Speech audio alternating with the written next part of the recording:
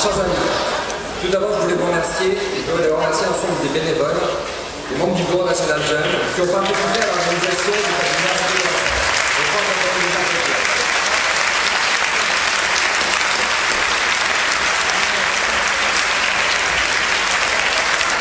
Je suis d'ailleurs très heureux de vous retrouver au terme de ces jours de réflexion, d'échange et de rencontre. En ayant réussi à réunir 2 000 militants de toute la France et de l'Europe, pour notre université de rentrée, le mouvement démocrate peut être fier. En 3 jours, nous avons débattu avec des personnalités prestigieuses et sur des sujets très variés, toujours dans un grand esprit de tolérance et au-delà du sentier battu de l'éternel climat de la gauche et de la droite. D'ailleurs, comme beaucoup d'entre vous, je suis devenu militant du mouvement démocrate en adhérant à des idées humanistes portées par François Bayrou. L'engagement politique ne doit pas être uniquement réservé à une élite ou à des apparatchiks loin des réalités. N'oublions pas que le mouvement démocrate est le parti de la diversité. Dès lors, nous devons sans cesse promouvoir une France des régions qui s'oppose à un jacobinisme excessif, l'Europe des peuples solidaires, l'égalité des chances permettant à tous d'accéder aux professions qu'ils souhaitent exercer. Il me semble que 3 thèmes doivent être nos chevaux de bataille: l'écologie, l'Europe et l'éducation. Bravo.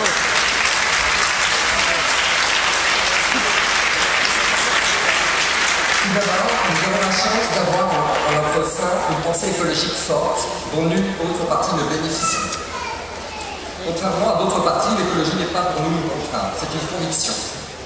Nous ne sommes pas de ceux qui, sous prétexte d'un contexte budgétaire difficile en raison de cadeaux fiscaux préoptimisés, tentent de limiter la portée des mesures du Grenelle de l'environnement. N'oublions pas que la campagne présidentielle avait permis enfin de mettre au cœur des préoccupations le développement durable.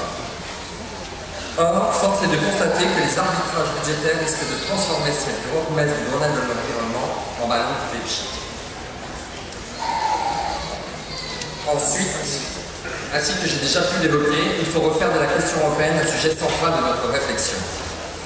N'oublions pas que le mouvement démocrate est le parti de l'Europe et que contrairement à certaines voix que l'on peut entendre dans les autres partis, nous ne nous résignerons pas au scepticisme.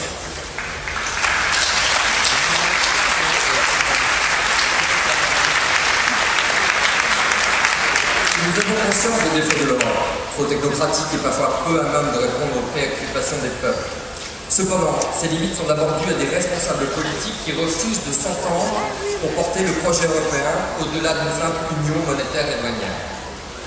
Il nous appartient de réfléchir le plus possible pour défendre l'Europe, communiquer sur tous les bénéfices que l'on peut en retirer et que l'on en retirera en faisant la promotion d'une union économique, sociale et politique.